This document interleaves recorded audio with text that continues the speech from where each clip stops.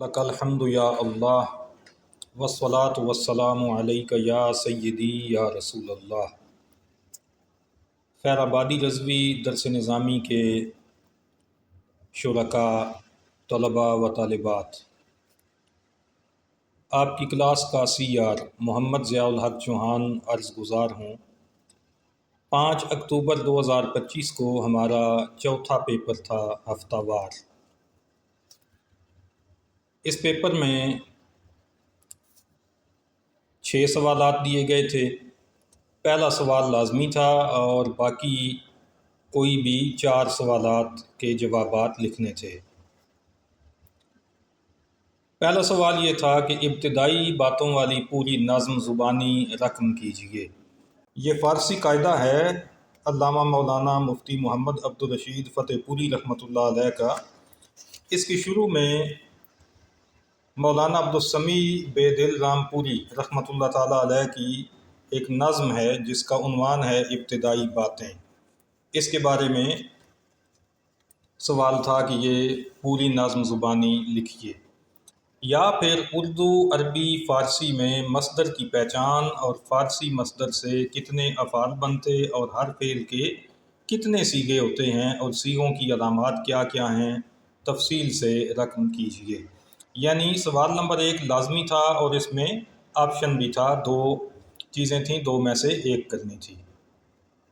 سوال نمبر 2 میں ماضی مطلق بنانے کا مکمل طریقہ اور ماضی مطلق معروف و مجہول کی ایک ایک گردان آراستاً مصدر سے لکھنی تھی۔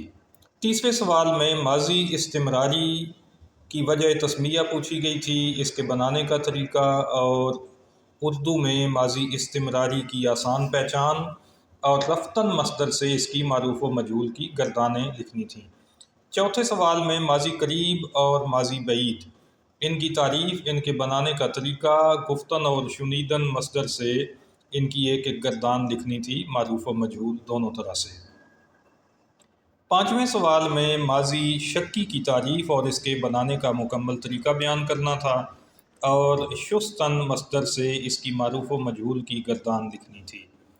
چھٹا سوال، اس میں ماضی تمنائی کی تعریف اور بنانے کا مکمل طریقہ پوچھا گیا تھا اور تلبیدن مصدر سے معروف و مجہول کی گردان لکھنی تھی۔ اللہ رب العزت کے فضل و کرم سے اس پیپر میں بھی پچھلے پیپرز کی طرح میرے پورے نمبر آئے ہیں۔ اب میں اپنا پیپر آپ کے سامنے رکھتا ہوں اور پڑھ کر آپ کو سناتا ہوں۔ پہلے سوال کے جواب میں میں نے ابتدائی باتوں والی نظم لکھنے کی بجائے مصدر کے حوالے سے سوال کا جواب لکھا ہے۔ بہرحال ابتدائی باتیں جو نظم ہے یہ بھی اسکرین پر آپ کو دکھا دیتے ہیں ایک دفعہ، اس کو ذرا غور سے دیکھ لیجئے۔ مولانا عبدالسمیع بے دل رام پوری رحمۃ اللہ تعالیٰ علیہ یہ انوار ساتیہ کے مصنف ہیں۔ انتہائی اہم کتاب ہے نجدیوں کے باطل نظریات کے رد میں۔ تو ان کی لکھی ہوئی یہ فارسی گرامر کے حوالے سے بڑی مختصر اور جامع نظم ہے جس میں تمام ابتدائی اور ضروری باتیں جمع کر دی گئی ہیں۔ پہلے سوال کے جواب میں مصدر کی تعریف میں نے اسی ابتدائی باتیں سے شعر کوٹ کیا تھا۔ صیغے نکلیں جس سے مصدر اس کو جان، اس کے آخر دن ہو یا تن اے جوان۔ مصدر سے مراد ایسا لفظ ہے جس سے دوسرے الفاظ نکلیں۔ اردو، عربی اور فارسی میں مصدر کی پہچان۔ اردو میں مصدر کے آخر میں نون الف نا آتا ہے، جیسے پڑھنا، لکھنا وغیرہ۔ عربی میں مصدر کی پہچان یہ ہے کہ اس کے آخر میں تنوین آتی ہے، جیسے علم، یا شروع میں لام تعریف آتا ہے، جیسے القلم۔ فارسی میں مصدر کی پہچان یہ ہے کہ اس کے آخر میں دن یا تن آتا ہے، جیسے خواندن، نوشتن وغیرہ۔ فارسی میں مصدر سے بننے والے افعال 6 ہیں: فعل ماضی، فعل مضارع، فعل حال، فعل مستقبل، فعل امر اور فعل نہی۔ پھر ہر فعل کے 6 صیغے ہوتے ہیں: واحد غائب، جمع غائب، واحد حاضر، جمع حاضر، واحد متکلم اور جمع متکلم۔ فارسی میں صیغوں کی علامات یوں ہیں، واحد غائب کی علامت دال اور تے ہے، یعنی صیغے کے آخر میں دال یا تے آتی ہے، جیسے پرورد، گفت۔ اور جمع غائب میں نون دال آخر میں آتا ہے، واحد حاضر میں یہ آتی ہے، جمع حاضر میں یہ دال، واحد متکلم میں میم اور جمع متکلم میں یہ میم۔ یہ جو علامات ہیں یہ ساکن ہوتی ہیں، یعنی انہیں ملا کر نہیں پڑھا جاتا۔ جمع غائب کو ند نہیں پڑھیں گے بلکہ نون دال کہیں گے، جمع متکلم کو یہ میم کہیں گے، یم نہیں پڑھیں گے، ایسے ہی جمع حاضر کو ید نہیں بلکہ یہ دال پڑھیں گے۔ دوسرا سوال تھا ماضی مطلق بنانے کا مکمل طریقہ۔ ماضی مطلق وہ ہے جس سے گزرے ہوئے زمانہ میں کسی کام کا ہونا سمجھا جائے مگر قریب، بعید، استمرار، تمنا، احتمال کی قید کے بغیر، جیسے اس نے کھایا یا میں نے دیکھا۔ فارسی میں ماضی مطلق بنانے کے لیے مصدر کے آخر سے نون گرا دیتے ہیں اور تے یا دال کو ساکن کر دیتے ہیں، اس پر جو زبر ہوتی ہے اس کو ہٹا دیتے ہیں۔ آراستن، نون ہٹا دیں گے، تے کی زبر بھی ہٹا دیں گے، آراست بن جائے گا ماضی مطلق کا پہلا صیغہ۔ آمر زیدن سے آمر زید۔ اردو میں ماضی مطلق بنانے کے لیے مصدر کی آخر سے نا گرا کر دیکھتے ہیں کہ اب آخری حرف الف یا واو ہے یا کچھ اور۔ اگر آخر میں الف یا واو بچ جائے تو یا بڑھا دیا جاتا ہے، اور اگر الف یا واو کے علاوہ کوئی حرف ہو تو صرف الف بڑھایا جاتا ہے، جیسے کھانا، اس کی آخر سے نون الف نا ہٹایا تو کھا بچ گیا، یعنی آخر میں الف ہے، تو ماضی مطلق بنانے کے لیے آخر میں یا بڑھا دیں گے، یعنی کھایا۔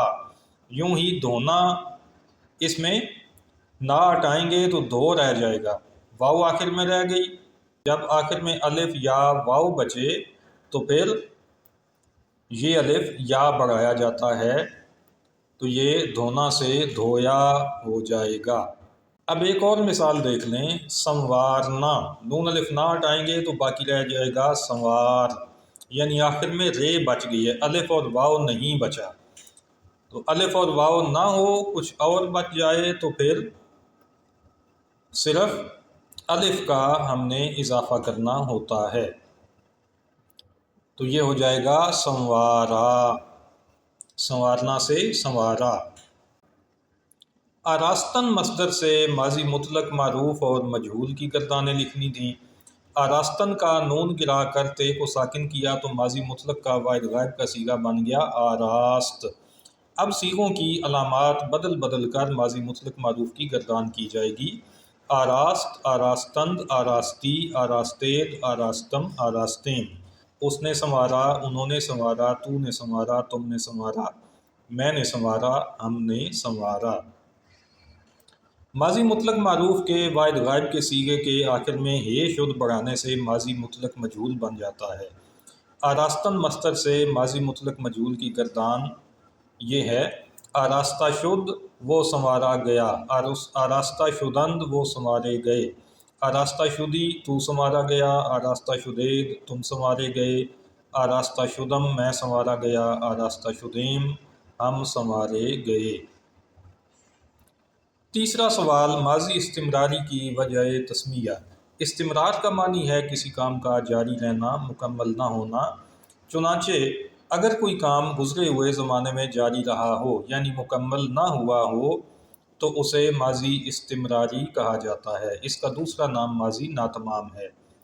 ماضی استمراری بنانے کے لیے ماضی مطلق کے شروع میں می یا ہمی کا اضافہ کیا جاتا ہے، جیسے می پرورد اور ہمی پرورد۔ اردو میں ماضی استمراری کی پہچان یہ ہے کہ آخر میں تا تھا، کرتا تھا، رہا تھا وغیرہ آتا ہے، جیسے وہ پالتا تھا، وہ پالا کرتا تھا یا وہ پال رہا تھا۔ اب سوال یہ تھا کہ رفتن مصدر سے ماضی استمراری معروف اور مجہول کی گردانیں لکھیے۔ مجہول کی گردان بنتی ہے فعل متعدی سے، فعل لازم سے مجہول کی گردان نہیں بن سکتی۔ اردو میں کسی بھی فعل کے ساتھ نے، نون، یہ نے لگایا جا سکے تو وہ فعل متعدی ہوتا ہے، اور اگر نے نہ لگایا جا سکے تو وہ ہوتا ہے فعل لازم۔ جیسے آراستن مصدر ہے، فعل ماضی مطلق کا واحد غائب کا صیغہ بنتا ہے آراست، اس نے سنوارا۔ تو اب اس میں نے موجود ہے تو یہ ہے فعل متعدی۔ اب اس کا مجہول بھی بن سکتا ہے اور وہ بنے گا آراستہ شد، وہ سنوارا گیا۔ اسی طرح لکھنا، پڑھنا، دینا، لینا، پوچھنا وغیرہ سب متعدی افعال ہیں۔ اس نے لکھا، اس نے پڑھا، اس نے دیا، اس نے لیا، اس نے پوچھا، سب میں نے لگایا جا سکتا ہے، تو اس لیے یہ متعدی افعال ہیں۔ ان میں معروف کی گردان بھی بنے گی، مجہول کی گردان بھی بنے گی۔ لیکن یہ جو رفتن مصدر اس سوال میں دیا گیا تھا، اس کا ترجمہ کرتے ہوئے نے استعمال نہیں کیا جا سکتا۔ اس کا ماضی مطلق واحد غائب کا صیغہ ہے رفت، وہ گیا، اس نے گیا نہیں کہہ سکتے۔ تو چونکہ اس میں نے استعمال نہیں ہو سکتا تو یہ فعل لازم ہے، اور فعل لازم سے مجہول کی گردان نہیں بنا کرتی۔ اس لیے اس سوال کے جواب میں ہم رفتن مصدر سے صرف ماضی استمراری کی معروف کی گردان لکھیں گے۔ می رفت، وہ جاتا تھا، یا وہ جایا کرتا تھا، یا وہ جا رہا تھا۔ می رفتند، وہ جاتے تھے۔ می رفتی، تو جاتا تھا۔ می رفتید، تم جاتے تھے۔ می رفتم، میں جاتا تھا۔ می رفتیم، ہم جاتے تھے۔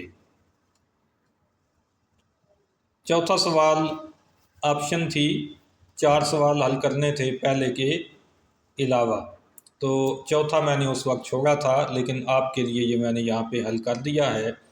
ماضی قریب اور بعید کی تعریف اور بنانے کا طریقہ۔ ماضی قریب وہ ہے جس میں قریب کے گزرے ہوئے زمانے میں کسی کام کا ہونا سمجھا جائے، جیسے اس نے پالا ہے یا اس نے ابھی پالا ہے۔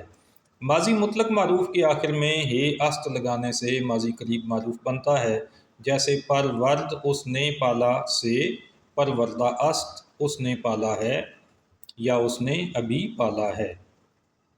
ماضی مطلق مجہول کے آخر میں ہے است لگا دیں تو ماضی قریب مجہول بن جاتا ہے، جیسے پروردہ شد، وہ پالا گیا سے پروردہ شدہ است، وہ پالا گیا ہے یا وہ ابھی پالا گیا ہے۔ ماضی بعید وہ ہے جس میں دور کے گزرے ہوئے زمانے میں کسی کام کا ہونا سمجھا جائے، جیسے اس نے پالا تھا۔ ماضی مطلق معروف کے آخر میں ہے بود لگانے سے ماضی بعید معروف بنتا ہے، جیسے پرورد اس نے پالا سے پروردہ بود اس نے پالا تھا۔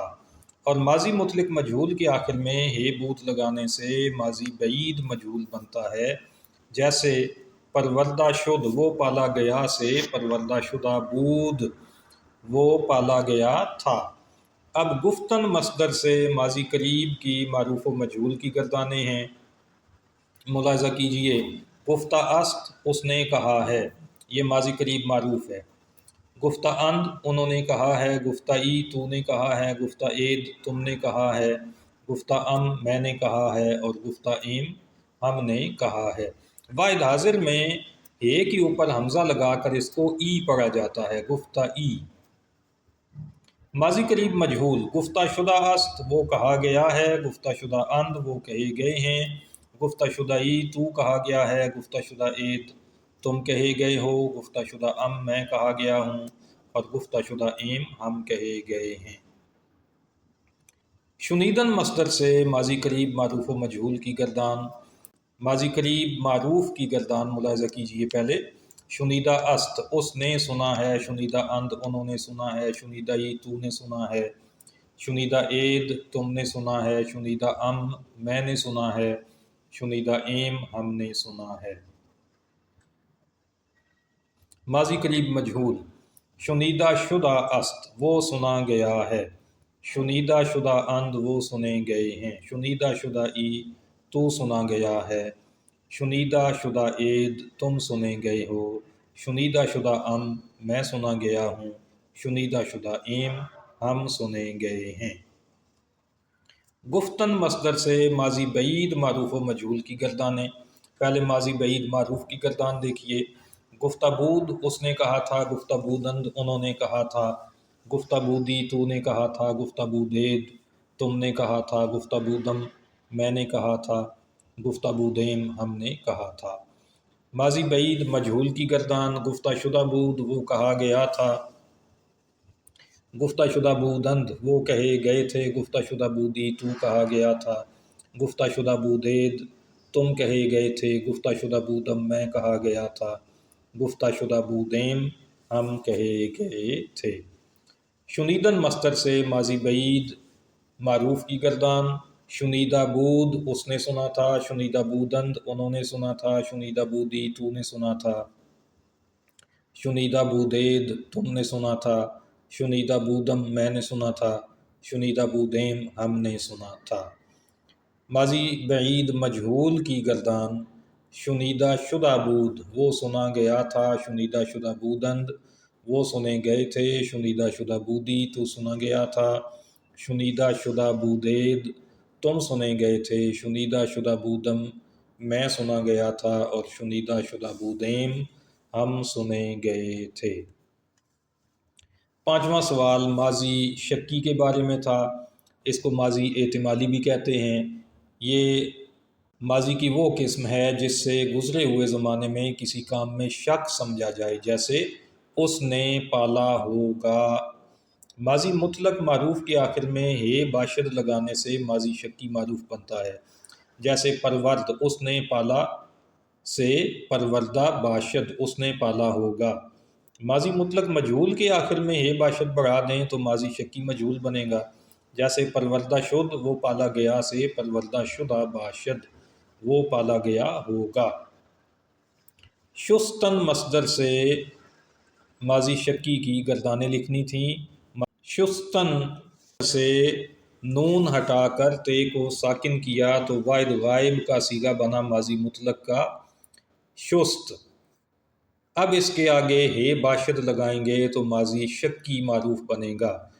شستہ باشد اس نے دھویا ہوگا، شستہ باشند انہوں نے دھویا ہوگا، شستہ باشی تو نے دھویا ہوگا، شستہ باشید تم نے دھویا ہوگا، شستہ باشم میں نے دھویا ہوگا، شستہ باشیم ہم نے دھویا ہوگا۔